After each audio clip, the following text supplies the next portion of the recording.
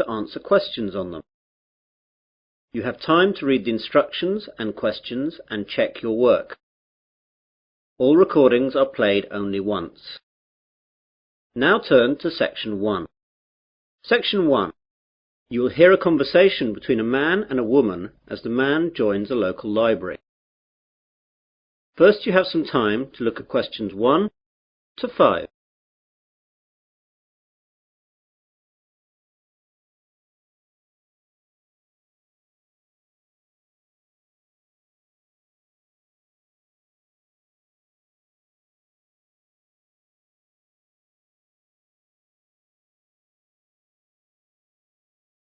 You will see that there is an example.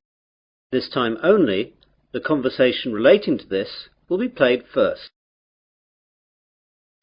Hello, I'm new in the area and I'd like to join the library, please. That's no problem. Let me get an application form. Here we are. Now, all we have to do is fill this in and then I'll get you to sign it and you'll be a member. Great. Now then, what's your full name? Peter Adrian Camden. How do you spell Camden? C-A-M-D-E-N. C-A-M-D-E-N? Yes, that's right. So, Camden is the correct answer. Now we begin. You should answer the questions as you listen, as the recording is not played twice. Listen carefully to the conversation and answer questions 1 to 5. Hello, I'm new in the area and I'd like to join the library, please. That's no problem. Let me get an application form. Here we are. Now, all we have to do is fill this in and then I'll get you to sign it and you'll be a member. Great. Now then, what's your full name? Peter Adrian Camden. How do you spell Camden? C-A-M-D-E-N. C-A-M-D-E-N? Yes, that's right. Right. And what's your address? Flat 5, 53 Green Street, Finsbury. OK, got that. That's near here, isn't it? Yes, just 5 minutes walk. What's the postcode?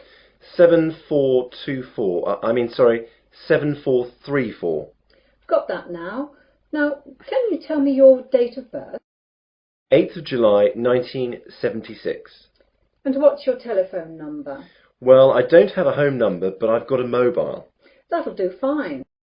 It's 06634 982 746. Did you get that? Some of it. Can you say it again? The code's 06634 and the number's then 982 746. Right. That's almost it. Now I need some kind of identification to prove where you live. Do you have a driving licence or a passport or anything like that? I'm afraid that everything I have has got my old address on it. Do you need it now? No, not now, but you won't be able to take anything out until we see that. Wait a minute. I've got a letter addressed to me here that arrived this morning. Will that do? Oh yes, that's a good idea. That will be fine. Let's look. OK, well that's finished. Before the conversation continues, you have some time to look at questions 6 to 10.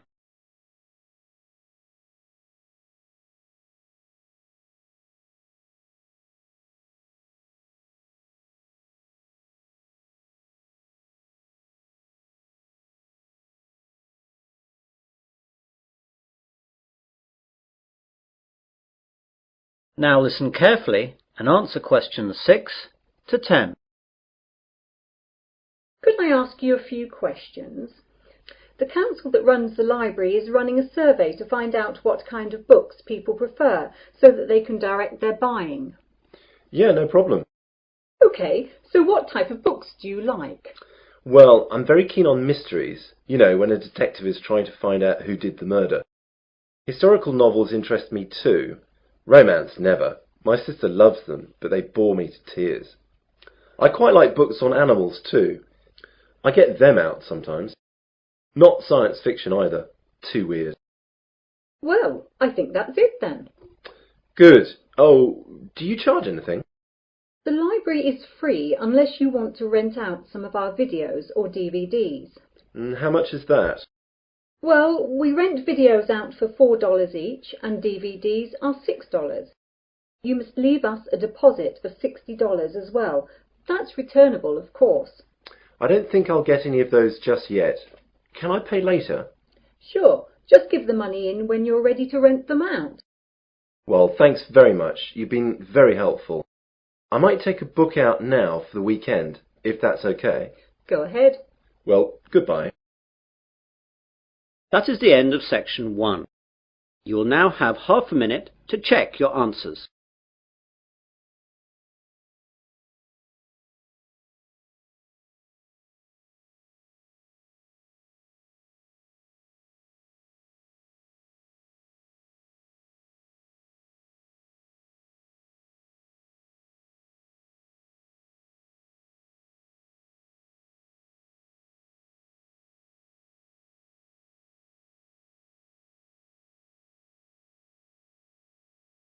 Now turn to section 2. Section 2. You will hear a radio presenter interviewing a doctor. First you have some time to look at questions 11 to 14.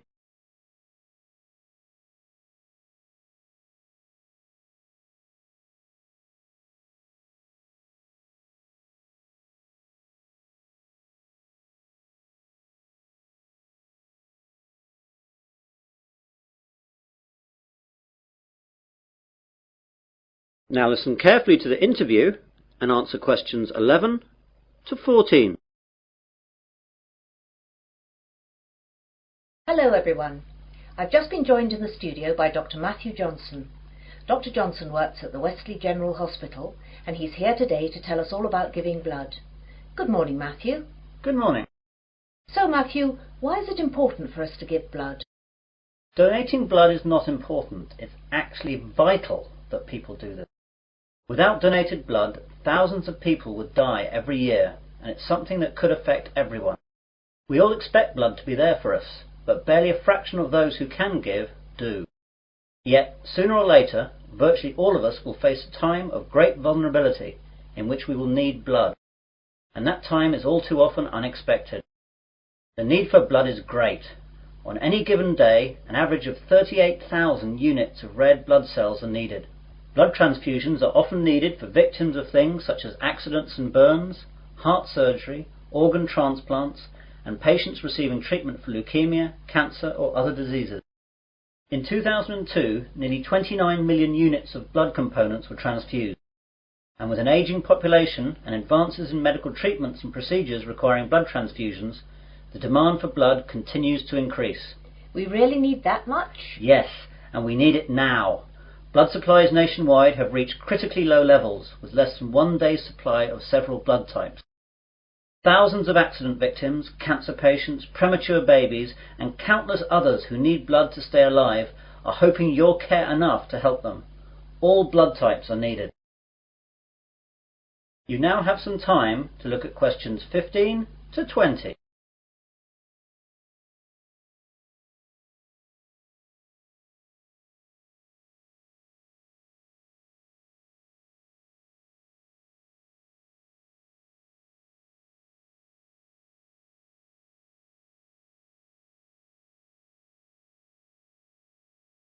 Now listen to the rest of the conversation and answer questions 15 to 20. What are the different types? It's a bit more complicated than that. First we collect the whole blood from donors, and then it's sorted into the different types, which are basically O, A, B or AB, though there are also divisions here. Then the blood is split into its constituent parts. We divide it into 4 basic parts. First there are the red blood cells, then the white blood cells, then things called platelets, and finally plasma. This is shipped off to hospitals where they use the blood parts that the patients need. What are the different parts used for? Well, as I said before, the whole blood is your blood in its natural state, and something we rarely use.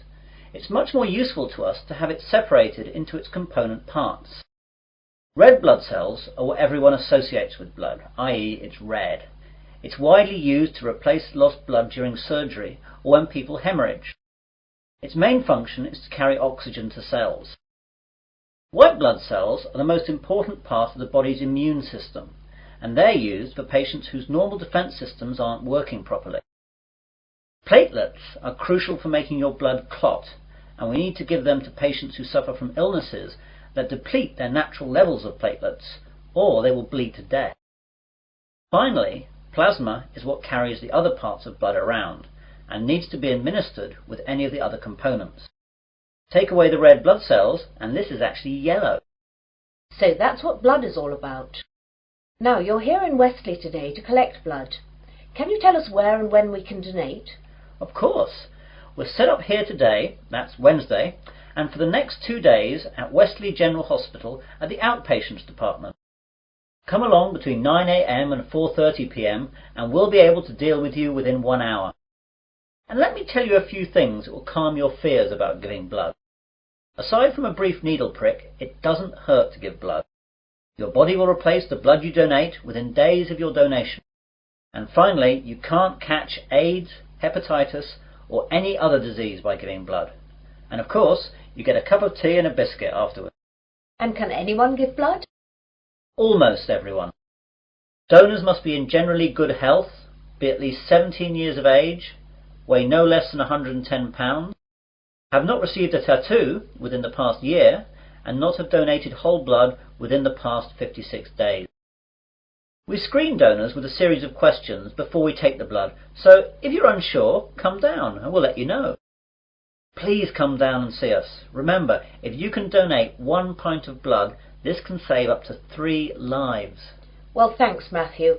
I, for one, will definitely be going down to Wesley General to donate.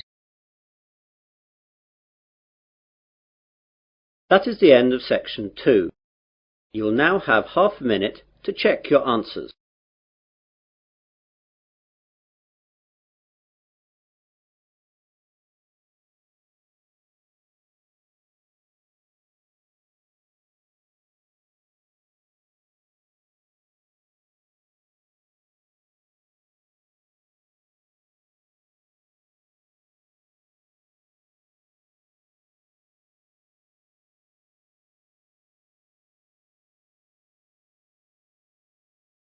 Now turn to section 3. Section 3. You will hear a conversation between 3 people about use of university computers. First, you have some time to look at questions 21 to 27.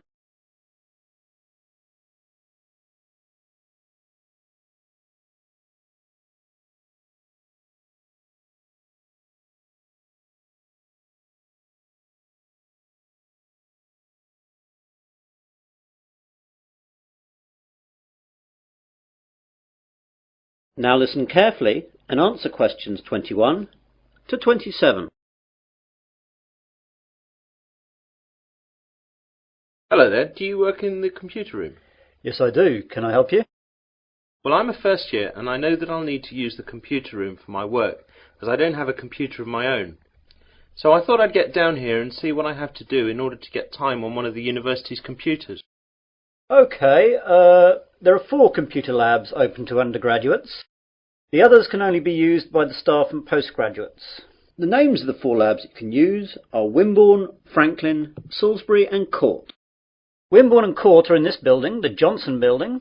Franklin is in the Computer Sciences building and Salisbury is in the library. So I can use them whenever I like? Well, you can use them, but not whenever you like. As you can imagine, they're in quite a lot of demand, so you have to reserve your time on a computer. In each of the labs there is a reservation book, and you can reserve your time on a computer in that for 2 hours daily.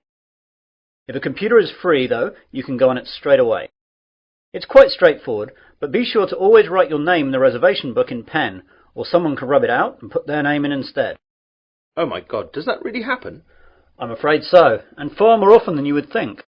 When people are stressed about their assignments, they'll do anything to get some time on the computers. Better not try it yourself, though, or you'll be banned from the computers for the rest of the academic year, and your password and username will be taken away. That reminds me, I've got to get a username and password. How do I go about that then? Well, what I'll do is to pass you over to my colleague Jane, as she's in charge of all that. Jane? Yes, Dave? I've got a new student here wanting to find out about usernames and passwords. Can you help him out with that? Yeah, sure. Hi there. Hi. Well, it's a straightforward process. First of all, tell me your name and I'll type it into the system. James Smith. Right, let me do that. You see, all students are automatically given a username and then they just choose a password themselves. OK, so your username is JamesSmith2. That's all small case. That means there must be more than one of you at the university at the moment. Well, what do you want your password to be? I think I'll choose biology, as that's the subject that I'm studying, though my girlfriend Mary will be upset that it's not her name I'm using. Well, that's all done. You can now use any of the 4 undergraduate computer labs. By the way, can I print out stuff at the labs? Yes, you can, but sometimes it's not quick. When you print, it goes into a queue and it'll be left in a tray in Franklin, as that's where all the main printers are. The good bit is that, although last year it cost 3p per page, now it doesn't cost you anything. You now have some time to look at questions 28 to 30.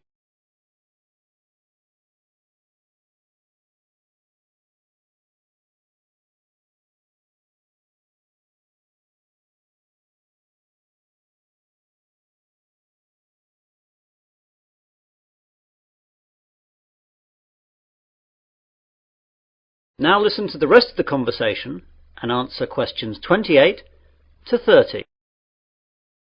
I don't really know much about computing. Is there any training available? Yes, we have introductory courses for all new students. There is beginner, intermediate and advanced. Which would you like to go for? Well, I have done some, but I don't know if I'm up to anything more than beginner. I'd better stick with that. Intermediate could be too tough. Well, your course is in Franklin then. We're in Court now. You know where that is. That's in this building too, isn't it? No, that's Wimborne you're thinking about. Franklin's over in the Computer Sciences building. Anything else? I don't know what time the course starts. Let's have a look then. Advanced starts at 4:30 in the afternoon on Mondays, but yours is the day after at 5 in the afternoon. Are there any other times, as I've got a part-time job then? Yes, you could try Thursday at 2 p.m. How's that? Even worse, as I've a tutorial then. Anything else? No, that's it. I'll have to rearrange work then. I can't miss the tutorial. That is the end of section 3. You will now have half a minute to check your answers.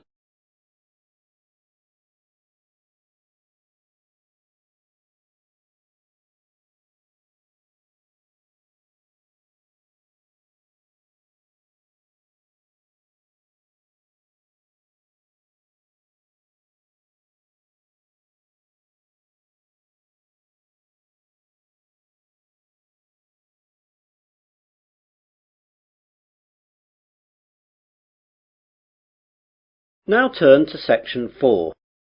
Section 4. You will hear part of a university seminar given by a student. First you have some time to look at questions 31 to 40.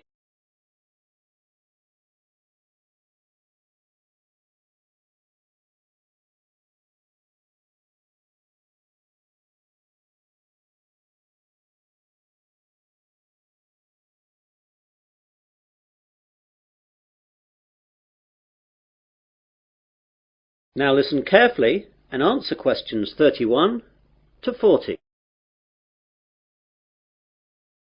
Good afternoon, everyone.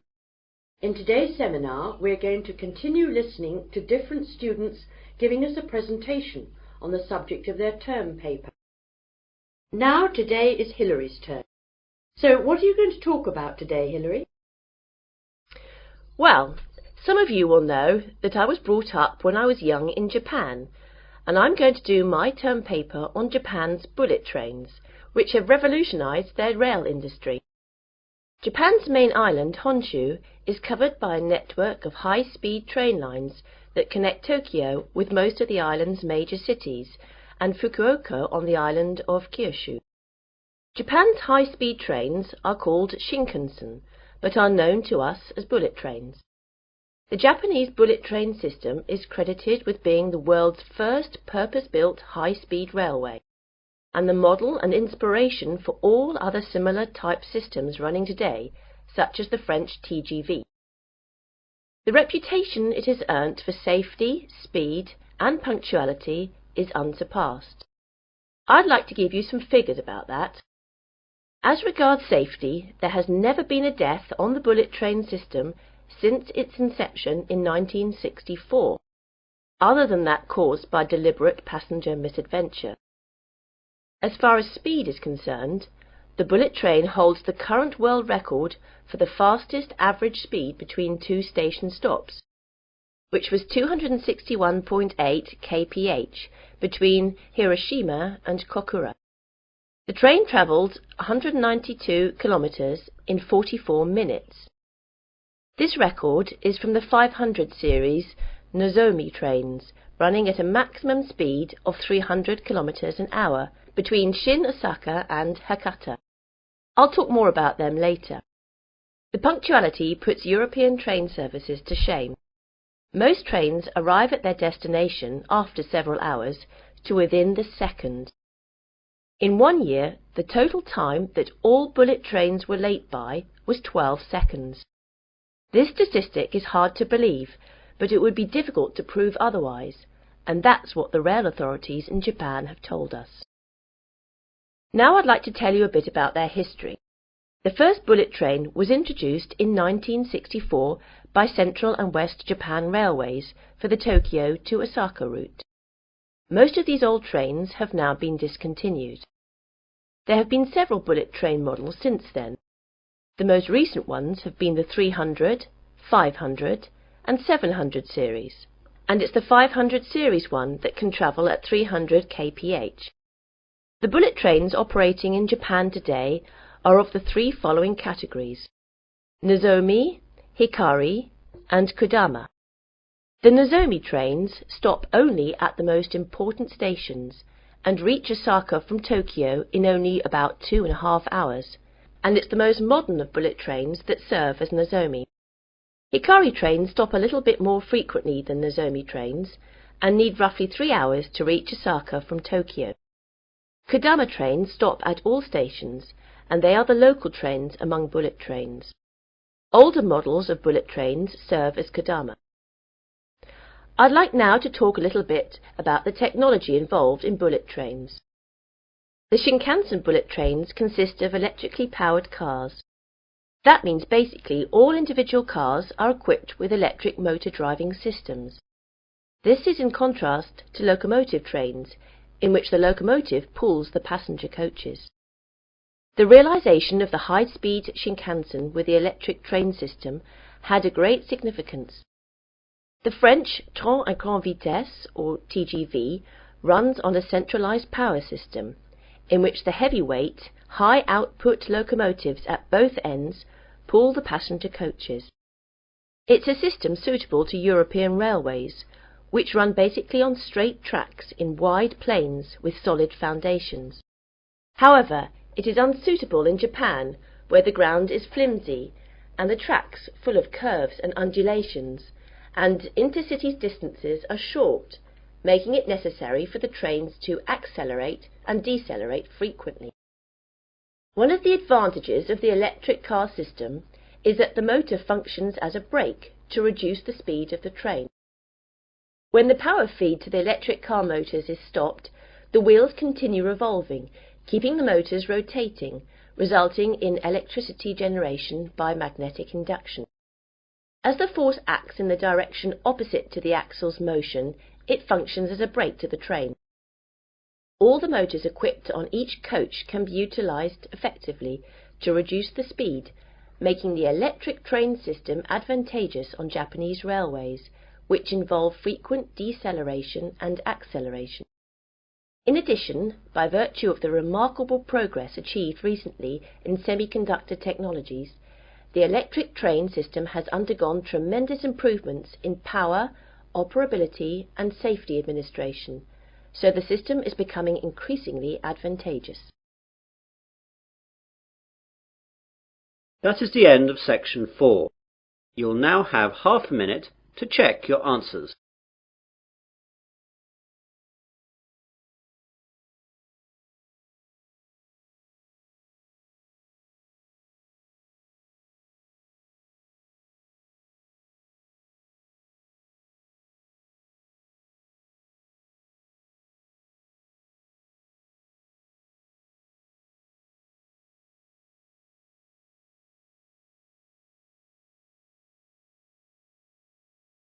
That is the end of Listening Test 3.